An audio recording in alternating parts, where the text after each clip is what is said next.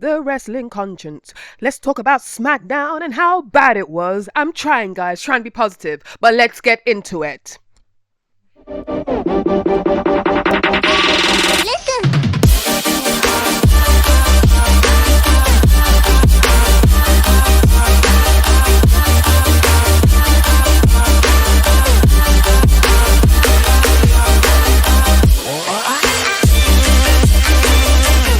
Now, as they do, the new production style is going backstage at the arena. We need to see everything. We need to see if they pick their nose. We need to see if they're having a tampon. We need to see everything. There's no mystique. There is no curtain. There is nothing which is away from the viewer's eye. On a side note, I was on Instagram and I saw on Triple H's Instagram he was showing how he was choreographing the entrances, and I was like, by God, Vince is dying. Why can't we have a little bit of mystique? Why does the magician doesn't like to show their tricks? I want to suspend my belief, for God's sake. Why ain't Triple H doing this? Why is he overexposing the business? Jesus. But anyway, they show the backstage area with the commentators. Everyone wants to walk in, move in. They all think that everyone's just a sports commentator. I don't know what's going on. Anyway, Rey Mysterio in San Diego. Fun fact, I've been to San Diego and I've seen a Padres match as a UK person. I did not know that baseball is like long. In the movies, as a UK person, you think baseball's for like an hour, but it's like a big picnic. Why are baseball games so long? And they hardly hit the ball. Anyway, let's get back to it. So, Rey Mysterio's there. I just felt like they saw the reaction of Penta on Monday in his hometown. And let's get another luchador, because I haven't seen you guys... WWE putting Rey Mysterio on the map and treating him like a proper legend. You just put him in LWO, have 10 million matches with Dominic Mysterio. So I was so happy just to see the legend doing legendary things, and you should treat him that way, for God's sakes. Anyhow, Rey Mysterio's doing his, cheap pop, and I don't mind because Rey Mysterio is a legend, and he talks about 19 years ago he won the Royal Rumble and main event wrestled. I can't say it. Excuse me. He wrestled the Royal Rumble and won it X amount of years ago, and he main evented WrestleMania nearly 2 decades ago, people. Nearly 2 decades ago. And it's a travesty as a former WWE heavyweight champion that he is not put in the main event scene. It's such a travesty they treat him as an undercard jobber. Shame on you, WWE. Shame on you and your booking when you have decent wrestlers. Like, he's about 50 odd and he can out wrestle most of the wrestlers out there, and you treat him like crap. How dare you? Shameful. The only reason why you're trying to put him up because of the Penta thing. You better not put them against each other and put them all in the NWO. You think you're slick, WWE. You think you're slick. Anyhow, then KO comes, Kevin Owens, blah blah blah blah blah blah. Just before Kevin Owens, I wanted just to mention as a side note that just before Rey Mysterio got cut off the mic for his promo, he talked about Eddie Guerrero. I would love Rey Mysterio not to talk about Eddie Guerrero. Not that I don't love Eddie Guerrero. I love Eddie Guerrero bad. I love him bad, and even Chris Benoit. I know that's controversial. But at the end of the day, I don't want him to exploit or WWE Eddie Guerrero's death anymore.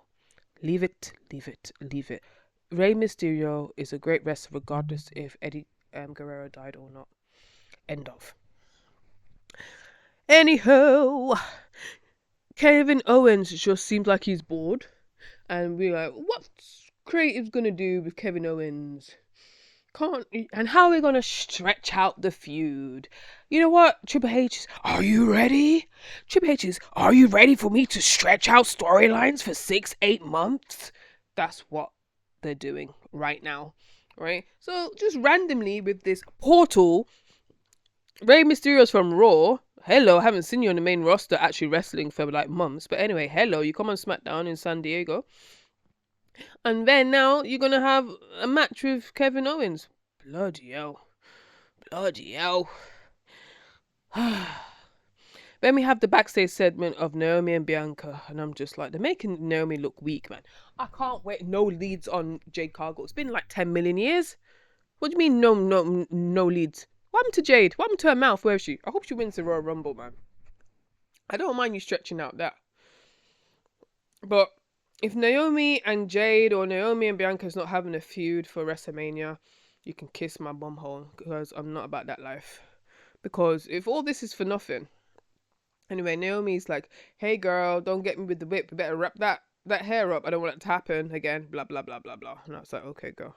So the whip hurts more than like her KOD. But, suspend my belief. But turn her heel. Turn Naomi heel. Slayomi waiting, okay? Then there is Nick Aldis. Now, it's really, it's distracting. And Nick Aldis can't help it. And I gotta be honest. Nick Aldis is buff. When I mean buff, in all whatever, it's British slang, non-British slang. Like, he looks like a proper wrestler, and he's towering over most of the wrestlers. Look like he's gonna beat them up. So I'm looking. Every time I look at Nick Aldis, before he even speaks, like, this guy's gonna like slam all of them. And why is not Nick Aldis wrestling? I need to know. I know he's producing. I know he's doing stuff backstage. He needs to be wrestling, because he's better than most of the flipping roster. Anyway, Nick Aldis, Rey Mysterio, then Cody Rhodes just comes in. I'm like, hey Cody, you're gonna come up and show up to work? But no, he's getting medically cleared. How many medically cleared, not medically cleared, come in, blah blah blah. I don't care. You're the champion. This is stupid. Anyhow, anyway, we see for the 10 millionth time Bianca, Naomi, Candice LeRae, and Nia Jax. I'm not hating on Candice LeRae. I think they should do better with her character. But hey ho, hey ho. What's the point of this feud? Had 10 million combinations. Do we care? No. Even though I love Bianca, even though I love Naomi, I do not care about this match, but they're doing it anyway. With all the talent they have, with all the creativity and production and how much money they spend, you cannot put a meaningful feud, a meaningful storyline. Okay? So crap. Just turn Naomi heel. And I heard in the commentary that Bianca and Naomi is going to go to the NXT in Atlanta, the black place, or African American with a large population of African Americans, to face Lash Legend and Shikari Jackson. Why well, just bring them up to flipping SmackDown? I've done that already. Bring them up, because they're really good and can add some spice and diversity to the roster. God, I'm sick. I don't understand why to go down to NXT, but blah blah blah. But I just find it really weird how they booked two black wrestlers to go and fight two other black wrestlers in Atlanta. Is Cody Rhodes going to Atlanta? Let me know, because Anyhow, I can't remember who wins. I think Naomi wins. So I was just like, this is boring. Not boring, like it's shit. It's weird because they put on good matches, but what is boring is like we've seen this match 10 million times, and you know what with Naomi, even though people don't rate her as highly, and she's that mother. The reason why people don't rate her because of her gimmick, and they don't put her in any meaningful feuds. And third of all, I can't remember my third point. I just think she's just too nice. She needs to be a bit like badass and fight for her spot. I don't think she's fighting. I think I'm just happy to be here. I do good work. Doing what I've learned in the workplace. Just normal work. Just doing the work. You think people value you for doing good work? No, you have to do something different and make yourself valuable. She's not making herself valuable. But anyway, with Naomi, she is still creating good moves. Her moves are creative more than other people on the roster. So people don't see her as a pioneer, but she's a pioneer with her move set. And no matter what they say about Naomi, people might say, oh, Bianca Belair, Io Sky. With longevity and consistency and how consistency she still gets reaction. Sometimes Bailey goes out and she doesn't get a reaction, and she's like a 7-time world champion. And Naomi gets, I think she's a 2-time world champion, and she gets always sometimes a better reaction than Bailey and other women. So yeah, don't hate on Naomi, okay? Anyway, so let's go to the backstage segment of B-Fab. Hey B-Fab, I haven't seen you for 10 years, but okay. Minchin, she's sort of her gimmick. I don't understand. I know she has to be separate, and she's synonymous now with the kendo stick, and she looks like a little street hood rat. I understand that, but bruh, Mia Yin, I like what? Mitch, she needs to just sort out her gimmick. She's a solid wrestler. I think she can cut promos, but she's just something about her gimmick is off. Fix her gimmick, and I think she's going to go far. Anyway, Chelsea Green and Piper Niven. I don't mind the backstage segments. I don't mind this one because this helped to put forward the story with B-Fab, and there could be a rivalry going. I don't mind them, yeah? But there needs to be rememberable, you know? Just make it rememberable. And then we see Jimmy Uso around. He needs his own catchphrase. He needs his own gimmick, because I thought for a minute he was Jey Uso, and I'm sorry that he's a twin. Sorry to that man. He needs to be his own person. Stop being a lackey. He needs to separate them. He needs to be Matt Hardy version 2.0. He needs to have his own thing. Let Jey Uso be the Jeff Hardy. Let Jimmy Uso be Matt Hardy. They need to separate. And Jimmy needs to improve his moveset. But I've been saying that for 10 million years. Anyway, Kamala Hayes is there. To have a match. It was alright. As I said, Kamala Hayes is so talented. The keeper mentioned he was the first draft pick. What does that bloody mean? If they didn't put the US Championship on him, there's no point talking about first draft, and then there's a portal, everyone just goes back and forward like a knob. Anyway, I don't know to cuss. What does it mean? When Jacob Fatu and Tama Tonga interfere with the match. Interference.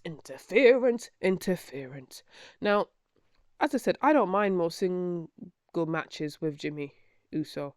Just make sure he has his own gimmick and make sure he improves his moveset. And I think he's more charismatic and just naturally more entertaining than Jey Uso, but he's just always booked as a lackey and as a follower. Anyhow, moving forward. Oh yeah, Solo Sikoa came, didn't say anything, so there's not point me saying anything. And then Jacob cuts the promo, and then LA Knight comes. Hello, LA Knight, where have you been? Twin, where have you been? Nobody loves you like that. Listen, I'm the only one appreciating LA Knight in these streets. The superstar, there should be a top star. They're killing it, man. They're killing him. Not doing anything. Don't even do good promos to get, Shinsuke Nakamura. Hello, Shinsuke. Was Shinsuke there? Was he even there? No good feuds, man. This is the feudless era. Netflix era, my ass. And then Jacob, Braun Strowman. Is it going to be a Braun Strowman Jacob feud? That would be cool. I think Braun Strowman should put him over. Blah blah blah. Like how Braun Strowman put over Big Bronson Reed. Go backstage. La Garza and Santos Escobar, and they do the vignettes. And you know what happens when Santos Escobar and then Elektra Lopez. Hey, Elektra Lopez, I haven't seen you and done like 1 or 2 matches, girl. Jesus Christ. I know you're on the indies. I know she's decent, but we never see. She's like B-Fab 2.0. Anyway, get to the point, wrestling conscience. I get sometimes, I really want Los Garza and Santos Escobar to do well. They can wrestle their asses off. They're just booked as jobbers.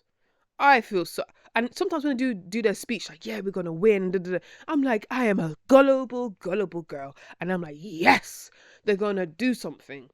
But unfortunately, because we've seen 10 million remixes of DIY, Pump Your Fist, Machine Bombs, and stupidness, oh yeah, and Pretty Deadly, I'm not even excited. I think that Los Garza people, they can do really good. They can do really good. Legado del Fantasma. When the Motor Machine Bombs, they were doing that knee submission, it looks so awkward. Like the waiting, am I the only one? Put in the comments when they did that submission with Los Garza with the knee. It looks so off. Anyway, but it is what it is. It is what it is. Afterwards, there's Piper Niven and B-Fab, making B-Fab a jobber. I thought they're going to do something different with her, but they don't care about B-Fab. B-Fab is not fabulous. Then Tiffany Stratton. Everyone's like, Tiffy time. What is Tiffy time? I need to know what Tiffy time is, because her time is up. She just narrates everything. I am Tiffany, and I am the woman's champion. Remember when I had a suitcase and I do a pretty moonsault? And I think I'm Alicia Silverstone from Clueless. And people say I'm remind them of Sabrina Carpenter on something, something, something. What is my personality? I don't have a personality. It's just like Liv Morgan, Trish Stratus, and a bit of Carmella. I'm just a bland white American personality, and it's not even racist. They just have the same personality. Can you tell me the difference between Liv Morgan and Tiffany Stratton, and a bit of Carmella, and a bit of Summer Rae? It's the same personality, and a bit of Nikki Bella. The only thing Nikki Bella is not blonde. It's the same personality, man. Sure. And there's actually good wrestlers out there busting their ass. What is Tiffy time? What is it? Is Tiffy time is just winning her title? Anyway. Then we see Victoria, the 2 times former women's champion, in the crowd. She's a living legend. She should even have a backstage segment. I know she has a legend deal. Treat these women with respect. You're always putting over Michelle McCool and talking about Trish and Lita, but it wasn't for people like Victoria. We wouldn't have the women's evolution, knockouts, all that kind of stuff. Treat Victoria good, man. Don't just put her in a crowd like that. She's a flipping living legend. The disrespect. Let the woman speak. You didn't let her speak properly. When you have Victoria, man, put respect on her flipping name and the legacy of Victorian wrestling. Getting me upset, man. This WWE, man, do my head in. You just feel like if you didn't know WWE, you just thought it was just Trish and Lita. Jesus, you didn't have Jazz, amazing. You had Jacqueline, you had Molly Holly, you had Nadia, and listen, yeah, I might do. I don't even talk about it. I want to get straight to the point. Anyhow. Then in the crowd, I'm just so bored. Just 3 hours of this book. I don't even mind the time limit. I'm like, what am I watching? Anyway, moving on. Rey Mysterio and Kevin Owens match. Guess what happens in the match? Even though I feel they're a bit slow and sloppy, I do love Rey Mysterio, but I think Kevin Owens was a bit slow and sloppy in the ring. Even though I think he has a good character. But what happens? Well, you guess. You have Cody and you have Kevin. Or in the ring, and they're in the same building. What will happen? A brawl! You get a brawl! You get a brawl! You get an interruption! Everything's on site! Use African American vernacular! But you don't care about them. Yes, Triple H talking to you? Yeah, I'm joking. But yeah. And guess what? How did we get here in this story? Where are we? Has the story progressed? Was Kevin right? Kevin is always right. Just because you're right doesn't mean the story progresses, right? And then guess what Nick Aldis says in the backstage to me and you when we're watching the repeat stories for 10 million months.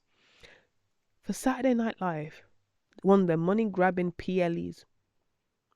Now, they said, Nick Aldis says, you're going to get a contract signing. So at a PLE, which is an equivalent, in my age, of a pay-per-view event. More content to consume in the WWE universe. We get an amendment to the contract, a contract signing on a PLE, and Shawn Michaels going to turn up. I don't give two flying fucks if Shawn Michaels been there. Not like he's on NXT every week or something. I don't care, bruv. I don't care. Why? Doesn't make sense. Jesus, man.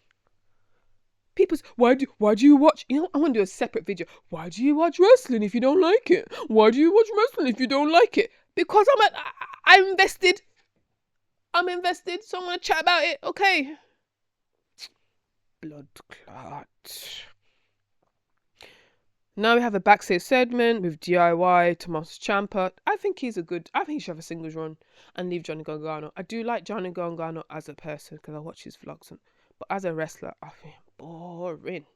He's trying to play good cop, a slimy good cop, bad cop character, and I'm just like, boring. Boring. And then you see Apollo Crews at the back catching L's and strays, make him a little snitch, a little beatable, a jobber. Listen, this is what I'm not excited about NXT. Like, when people say to me, "Where's your conscience? Why are you criticizing it? Why you like criticizing? You don't even look at NXT." Because you have my hopes up. I invest in these wrestlers and these characters all through their NXT journey, and when they get to the main roster, you treat them as absolute dickheads and jobbers. So that's why I cannot invest in. I can't do NXT, and the reason why I said, because I think, was Obafemi in the audience? Can't remember, was it Raw or here? You're gonna let me get invested in Trick Williams, Obafemi, and I'm going yeah, and they get into the roster like jobberitis. Because look what you do to Kamala Hayes. Yeah, look what you did to Apollo Crews. Apollo Crews was a big deal when he came to WWE. I remember when they put gimmicks on him and made him like the best, like nearly like the next best thing. I remember only a couple of years ago he was IC champion, you know. He was a future. Okay? And look how they're treating. Let him go. Because you're upsetting me and my homegirls when I think of Apollo Crews. Let him go. Because it's just upsetting the way how you're treating this guy who can have really good matches. There's Kevin Owens having remixes and remix matches with Cody Rhodes, and there's Apollo Crews. Does it make sense? Tell me if it makes blood. This, I don't even want to get negative. That's why I was on my honeymoon and I thought, let me just do the reviews, because usually I do content every day. And I said, no, I want peace. I want to be positive. I want to have something good to say. But what is WWE doing? They're not showing me anything good to say. I can only review what I can see. I can only analyze what I can see, and I'm going deep. I'm going in deep, okay? And Apollo Crews is catching L's by John Gargano attacking him. Well, stop being a snitch, Apollo Crews. And also, you're not doing anything. Jesus. Let me get to Tiffany Stratton and Bayley. People can say Bayley is boring as a character, and it's true. And she's the darling, and Triple H loves her. And the constant. That's what he says. So is Naomi, but you don't book her well. But that's another stuff. So Bayley has another championship match. And we all know that Tiffy ain't going to lose her championship. So there's no surprise. But Bayley can put decent matches on and help Tiffy out.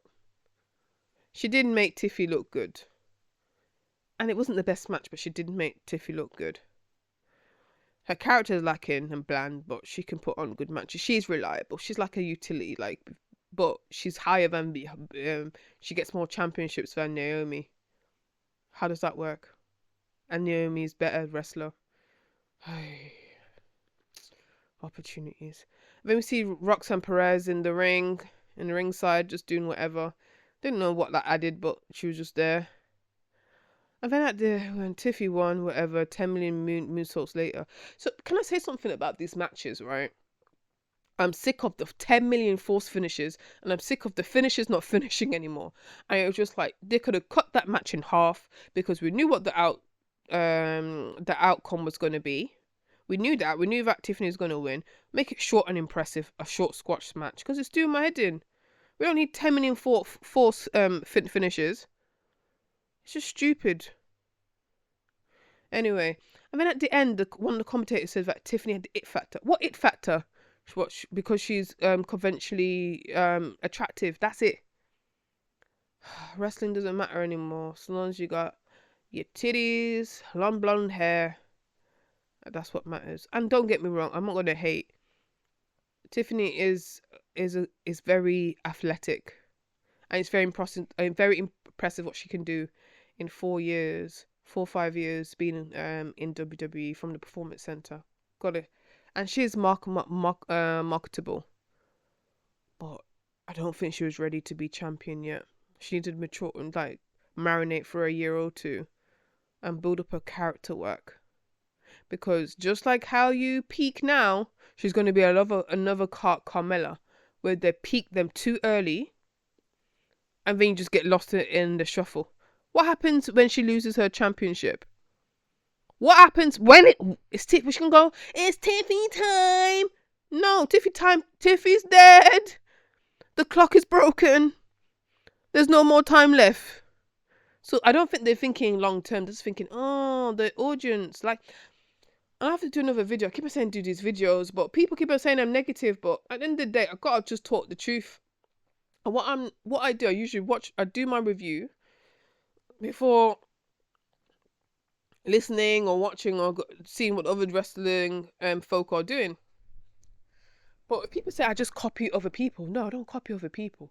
If a lot of our wrestling reviews are saying the same thing as I do, it means that the product is not good. The product is not good.